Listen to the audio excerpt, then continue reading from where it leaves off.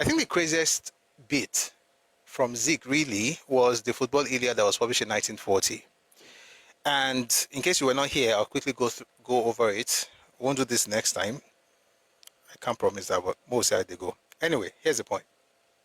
There was a football match between St. Gregory in Lagos and CKC, Christ the King College, Onitsha.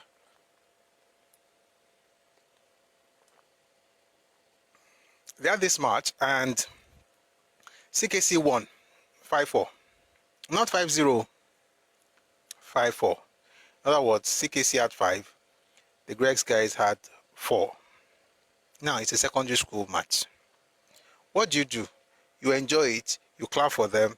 Secondary school, so you're like, you guys did well, well done, and that will be it. But not for Zik. Let me read to you what Zik wrote. Because let me first read what Papa wrote before I read to you what Zik wrote. A football team composed of students of the Christ the King's College, Onitsha, came to Lagos to play a win-the-war football match against St. Gregory's College. The CKC team from Onitsha defeated St. Gregory's team by 5-4. To the ordinary man in the street, let alone the highly sophisticated elements, there was nothing extraordinary or unusual in one school or college defeating another in a game of soccer, but not so with Dr. Azikiwe. He saw in the sporting exploits and triumph of the team from Onitsha the inherent superiority of the Easterners over their opponents, and he went to very great pains to establish this fact by means of careful choice of words and emphasis. These extracts from the article are relevant. And then, this is Zik speaking, and then to think of the great combination of the Spartan heroes who crossed the lordly Niger, journeyed through the good earth of Benin, hurried across the domains of the Oshemawe of Ondo, of the Atala of Owo, and the Owa of Ilesha, of the Oni of Ife, of the Alake of Abeokuta in their invasion of these islands. Who but heroes of mighty brawn and exceptionally developed brain would have dared to make this invasion and to succeed in carrying to their River Niger home the golden fleece of intercollegiate soccer championship of the eastern and western provinces? Yet they came to Lagos. They saw the irresistible defense put up by their opponents, and they conquered impressively, convincingly, and were graceful even in victory. Could their achievement be paralleled? Would it not be better for me to leave the answer to the laps of the gods? Secondary school match. It's not Super Falcons or Super Eagles. Secondary school match, 1940. Exceptionally developed brain. Now you be say, "I'm Greg's near Lokpolo near Abi." Are you back? But no. I will always started tribalism. It's a lie. Again, like I always say, every accusation is a confession. Anybody who looks at you and says you are a tribalist, that person is confessing to you who they are. That's their own identity. That's their own trait. 1940 on top secondary school match. But let me tell you what makes it funny. On 24th August 1940, however, the same CKC team played in Ibadan against the Olubadan 11 in another win-the-war match. The CKC were beaten 3-2 by the Olubadan 11, which were an undiluted Yoruba team. Which means, of course, St. Greg's had people from different places because Lagos, St. Greg's is in Lagos, Gogon, right? So it makes sense. They'll be mixed. But this one, Yoruba Pombele, one or be, well, go bad now, 3-2. Apart from sending the news to the daily service myself, I also saw to it that it was wired to the pilot. It was after there had been clamors in the daily service in form of letters to the editor that the news of this Ibadan match was published some 2 weeks later in the pilot. Even then, it was a small item on the back page, and it was explained in it that the CKC team were already tired and that some of them were in fact limping before they went into the field against Olubadan 11. This was, of course, untrue. Why would a newspaper have to explain the loss of secondary school pupils or students? They are kids. They played a match, they won. Okay, one try. They played the other match, they lost. So what's this about? Oh, they were limping, they were tired. Let me ask you a question before we continue. Onitsha to Ibadan and Onitsha to Lagos, which one, where will you get to first? Which one is shorter? I know both are far from Onitsha. But if you're trying from Onitsha to Ibadan, or you're going from Onitsha to Lagos, where you go reach first? Not Ibadan. So how come you're not tired going to Lagos, or you're tired going to Ibadan, but Ibadan is closer to Onitsha than Lagos? It's amazing. Somebody said the same explanation was missing in the first match. Now, because again, why did he do that? And why did he mention everybody's towns? They went from Owa Velesha, Oshemawe of Ondo, the grounds of Benin, invaded, and they went through Oshemawe of Ondo, Oni of Ife, Alake of Egba, and then they went and these invasions, in the invasion of these islands on top secondary school match. What year? 1940, Lord, don't let anybody come and tell you something started in 2023. And guess what? We are not starting anything. We're not even doing it. We're just finishing it. And no, it's not just about street names. More are coming. Get ready for it. I feel like singing Negro spirituals. Let's go on. More no go cry. I said before that the CKC episode was a big step forward in an insidious campaign which had gone on for more than 2 years on the pages of the pilot. 1 or 2 more instances will be given. By the time the pilot had published for a year, when did the pilot start publishing? 1937. But by 1938, an important feature of the paper had become manifest. The Igbos in particular were given inordinate publicity on the pages of the paper. I said I would do a session on the evolution of media in Nigeria. Newspaper in Nigeria started in 1859. And the first newspaper in Nigeria was in Yoruba language. The very first newspaper ever was Abeokuta, 1859. Then you had Lagos after the Abeokuta paper. Of course, it's the same 19th century, in the 1800s. Eventually, by the time West African pilot came, it was a big deal. I've said it over and over again. And you cannot in any way wish away the beauty or the influence of West African pilot in its heydays, right? It was celebrated. However, you see, one of the things people started noticing is that this particular paper talked more about ethnicity or certain ethnic groups. I'll explain later. Let me read a bit. By the time the pilot had published for a year, this is by 1938, an important feature of the paper had become manifest. The Igbos in particular were given inordinate publicity on the pages of the paper. Perhaps this was as it should be. The Igbo had never had a share in newspaper publicity before the advent of the pilot. But equally so, no Yoruba man of the class of the Igbos publicized in the pilot ever had a share of publicity in any paper either. What does that mean? No, let me read it. I'll explain. Let's just keep reading. In those days, one had to be an outstanding politician, a big shot in society, or a well-connected person for one's name to appear in the Nigerian Daily Times, Nigerian Daily Telegraph, and Lagos Daily News. Those are the 3 major papers: Nigerian Daily Times, Nigerian Daily Telegraph. Daily Times was Mr. Bates, Daily Telegraph was Ernest Ekoli, Lagos Daily News was about Macaulay. So you have to be very big for them to even put your pictures there, right? Or to talk about you.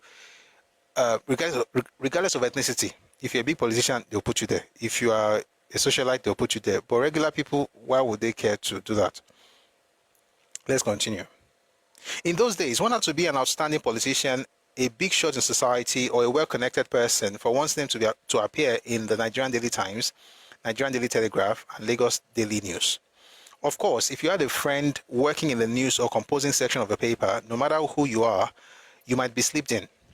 Names of people like myself appeared in the paper simply because we were agitators or freelance journalists.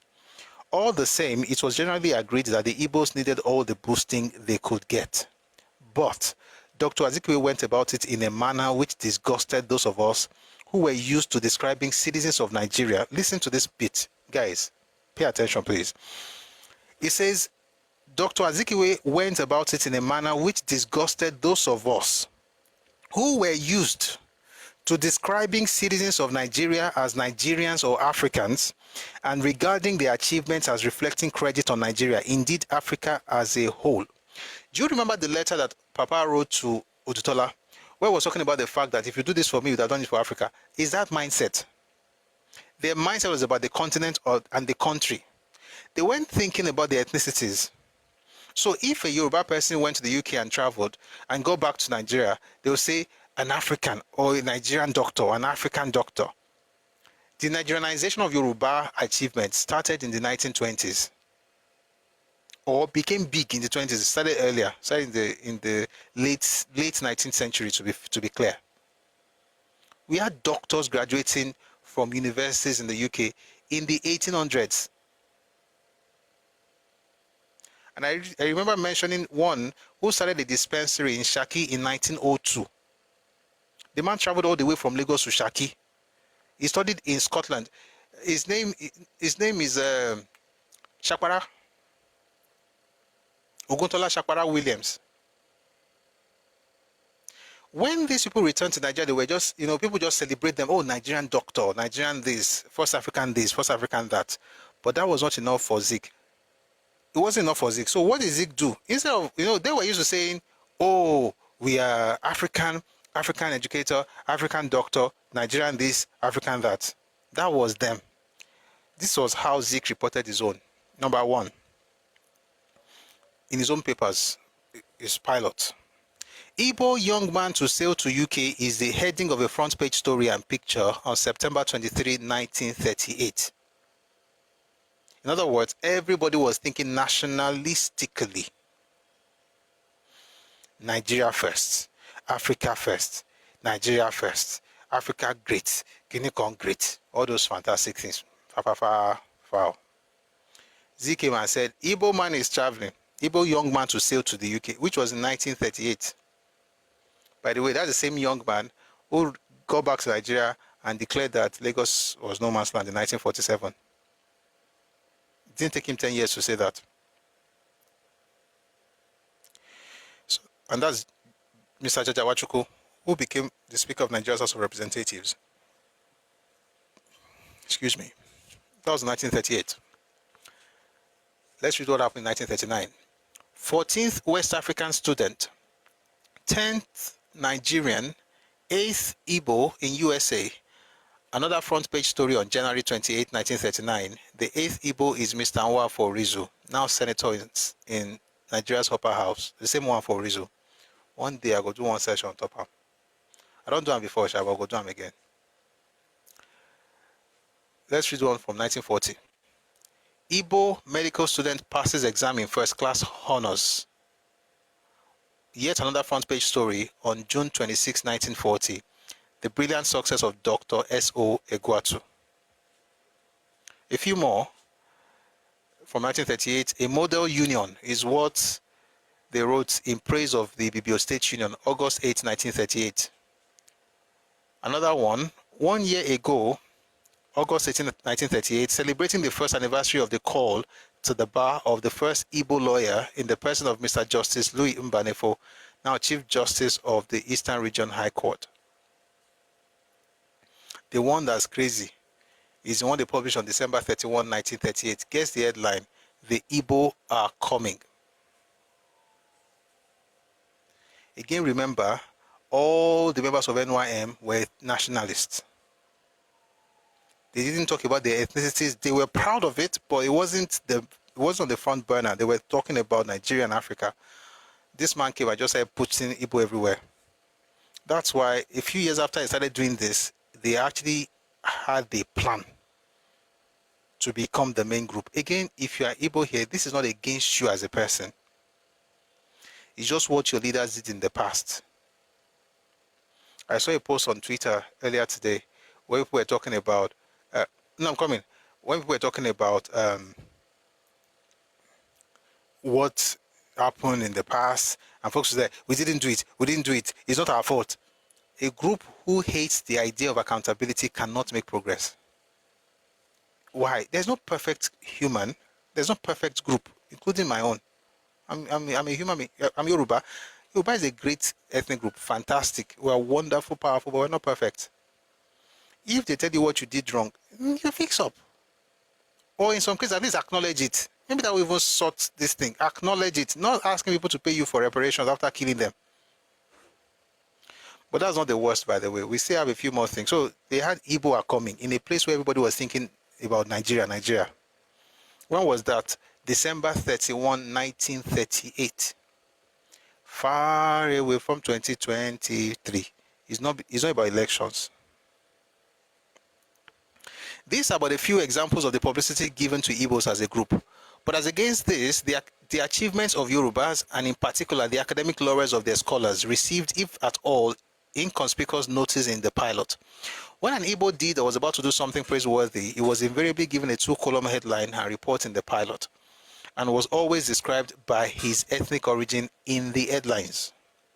But when the PhD degree of London University, indeed of any university for that matter, was conferred on the first Nigerian ever, the historic news was given a small single-column space in the pilot, and the headline read, Nigerian economist passes PhD London.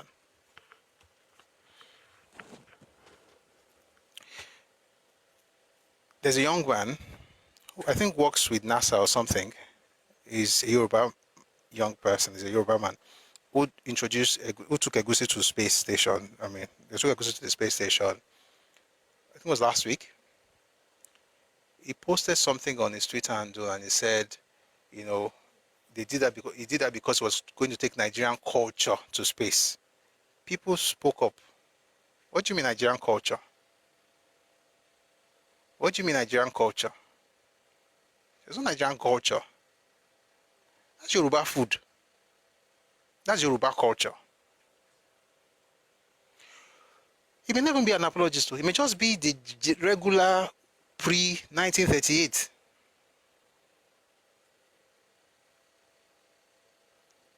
The idea that we are all one, we are all together, we are all making progress, we are all going to do this is Nigerian culture. It's not happening again. It's Yoruba wedding. It's not Nigerian wedding. You can copy it, it's fine. But it's Yoruba wedding. It's Yoruba dressing. It's Yoruba clothing. It's anko. It's ashwebi. It's not ashebi. It's ashwebi. It's not ashebi. It's gele. It's fila. It's gobi. It's Yoruba. Again, like I said, if you're not careful, and I used to think like this, to be honest. These things are petty now. This is not the real thing. I want to go, let's talk real history. I love history. I love history. And I started with very, very strong stuff as a teenager. So I love history. But guess what? These petty things, this is history in the making. They are conditioning a people to accept that their stuff can belong to everybody. Meanwhile, whatever belongs to those people who are doing that is only held by them. Although there's not much that has been copied. Also, you have your rival making this mistake of spelling certain words and using KP. In case you did not do Yoruba spelling well in school, there is no KP in our alphabet. It's P. Our P is P in English. It's P. It's not KP. It's not. You're not spelling Pali with KP. You're not spelling Pomo with KP. You're not spelling Jakpa with KP. It is P. Like this. This thing where we are all together. No. What is yours cannot be yours, and then you want to make what is mine ours. If what is yours, what is mine cannot be ours, it's mine. What is yours, and I celebrate you. May God bless you. May God increase you. But what is yours. What is mine is mine. What is yours cannot be yours, and what is mine becomes ours. It's not going to all of that. We have to be intentional about these things because it's not about it. It's not really about egusi. Who cares? It's not about egusi. It's about something deeper. Erasure that is acceptable to you as a person, and you're even part of your own elimination. It's deeper than egusi. It's about people telling you, why are you speaking your language? Can't you just speak English? Or say it's not just language. It's not about that. It's about your identity. Listen, when I was in secondary school, so I was in secondary school in the 90s. When I was in secondary school, we did some courses where we were taught that some of their words have gone extinct. This is more than 30 years ago. Some words from certain languages in Nigeria have already gone extinct. They don't know the words for those things. They use English for those words. They use the English words for those objects, I mean. Or for those things. So objects, things, whatever it is, abstract, non-abstract, real, they use English words to substitute because they don't know the Oroyene in that local language. Otisonu. So maybe what does it take? You must speak English. No, you must learn Yoruba. Why? Just your language is your identity. And let's try. I know it's not easy, but again, who says it will be easy? We don't do easy things, we do good things, right? If it's easy, that's a plus. But if it's not easy, let's just do it regardless. Let's normalize reducing code mixing. I mean, I do it too, but let's reduce it if we can, especially when we're around our children. Wàá sọ Yorùbá àwọn ọ̀rọ̀ kan wà tó jẹ́ pé ó máa ṣe pé kókó fi Gẹ̀ẹ́sì sọ ṣùgbọ́n fún ara wa pé Yorùbá mo gbọ́dọ̀ fi sọ eléyìí bá mú kálámù wá bá mú gègé wá. That's a pen. You know the funny thing, if you're very good with your language, you'll be very good with the English language as well. It doesn't make you lose your ability to speak English well. It doesn't. There's certain things that, what's kalamu? Kalamu is gege. Oluwanishola, what's gege? Nobody should type it to. Oluwanishola, what is gege? Oluwanishola, what is gege? If you know gege, you get it. It's pen. So kalamu is a synonym for is the same thing. So gege, kalamu is pen. Somebody said Busui or Maso Imbo will be funny. Hey, you know those people? But let's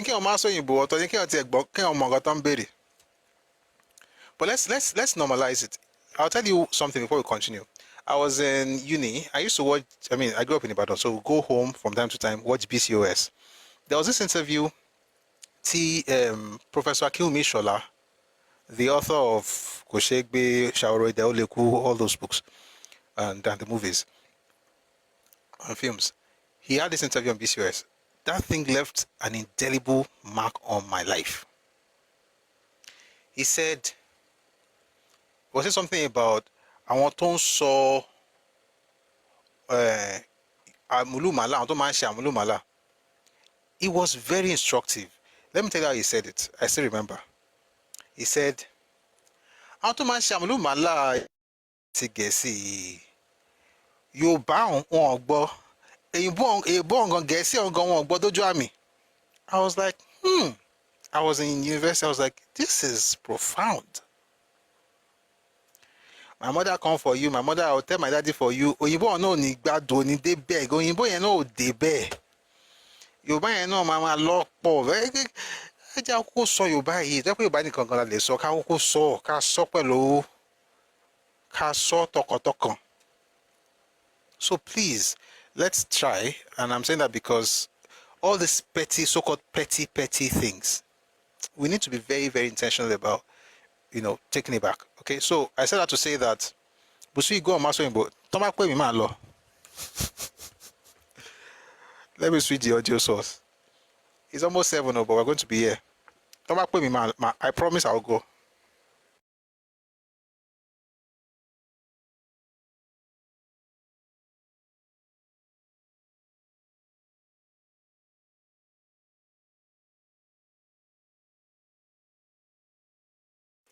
If they call me, I will answer. Whatever is yours is yours. Whatever is mine is mine. God bless all of us. We go in Jesus' name. Let's get back to this.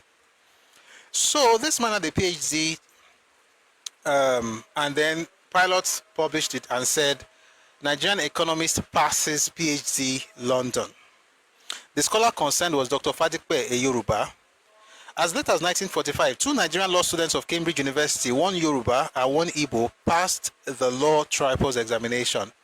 The Yoruba passed with second class honors upper division. Sorry, I'll take that again. The Yoruba passed with second class honors upper division, and the Igbo also passed with second class honors but in the lower division. The latter, that's the one with tutu, got front page publicity in the Pilot, but the former got a small space given to him on the back page a few days after the report of his Igbo colleague had appeared. As for outstanding Yoruba public men, listen to this, guys. As for outstanding Yoruba public men, they were all of them dubbed as imperialist stooges and Uncle Toms. Apart from failing to give publicity to the achievements of the Yoruba and holding their public men to obloquy, the Pilot always made sure that all their misdoings received due publicity. As many of the unsavory aspects of Yoruba life as its news gatherers could muster received banner headlines in the Pilot.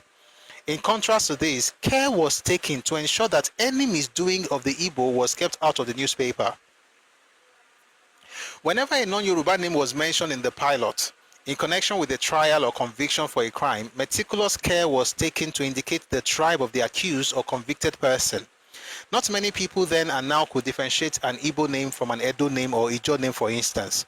So, in order to make assurance doubly sure that the reading public were not misled into thinking that an Igbo man had been mixed up in any reported ugly business, a non-Yoruba name was invariably correctly identified by its tribal origin. What is all this, Turenchi? Two things. Number one, they had this thing for going after Yoruba public men in the 1930s.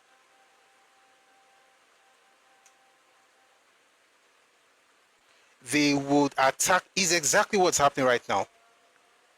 If it's not Professor Wole Soyinka today, it's Pastor Adeboye. If it's not Adeboye, it's Kumuyi. If it's not Kumuyi, it's Oyedepo. If it's not Oyedepo, they will look for somebody, but guess what? The only qualification is that the person is Yoruba. And some of us who are very naive, you will join them. Aja momote egbepo, àbí man sono.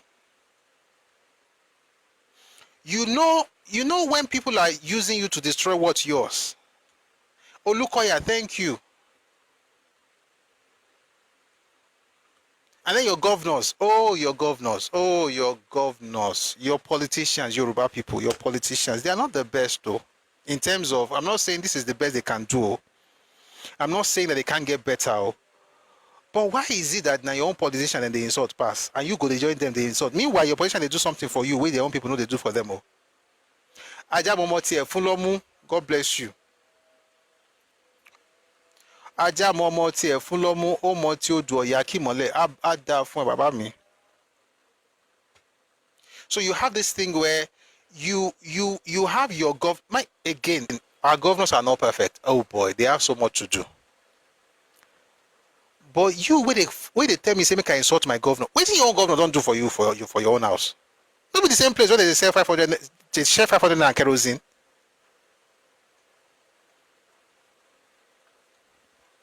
Person go give birth to Pekin, they'll give her 500 naira. Meanwhile, that same period, you go to Ondo State, you have mother and child, Dr. Olusegun Mimiko, where everything was free, and people would travel even from some other places to come and enjoy that thing in the southwest in Ondo State. But no, you are very, I don't take shit from any governor. I don't take shit from any, we speaking English. You will now insult your governors with the person where they give 500 naira for a house.